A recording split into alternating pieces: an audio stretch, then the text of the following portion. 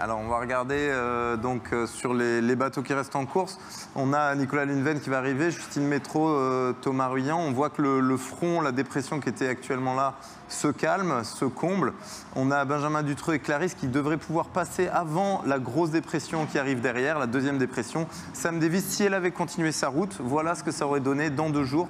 Elle se retrouve dans cette grosse dépression. On attend des vents de 40 à 60 nœuds, des vagues de 8 à 9 mètres. Donc c'est pour ça que Sam Davis a préféré mettre un petit peu le stand-by pour laisser passer cette grosse dépression.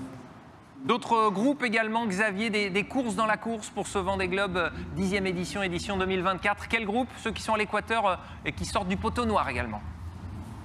Oui, tout à fait. Donc on a le groupe ici avec Tanguy Le Turquet qui est dans les alizés donc de l'Atlantique Nord, dans le vent de nord-est.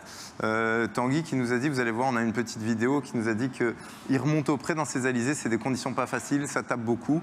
Et il a même eu le mal de mer. Donc ici, voilà, avec les alizés de nord-est, il remonte vers le nord. Il est au près. Alors il n'est pas au près serré. Le près serré, c'est un angle de 45 degrés. Là, il est plutôt sur un près un petit peu rapide, à 50, 60 degrés du vent.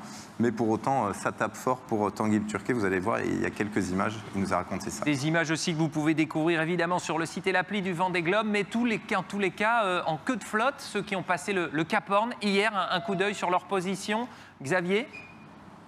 Oui, alors donc sur la fin de flotte, on a Denis Van Wenberg, Fabrice Amédéo et Emmanuel Cousin qui sont là, qui ont passé les Malouines et qui devraient avoir une suite de courses plutôt favorable avec une dépression qui se positionne dans l'est et donc du vent de sud, du vent portant qui va leur permettre de remonter le long de l'Amérique du Sud avec des vents portants, ce qui est plutôt favorable, contrairement à ce qu'avaient eu d'autres bateaux avant eux où ils remontaient au près le long de l'Amérique du Sud.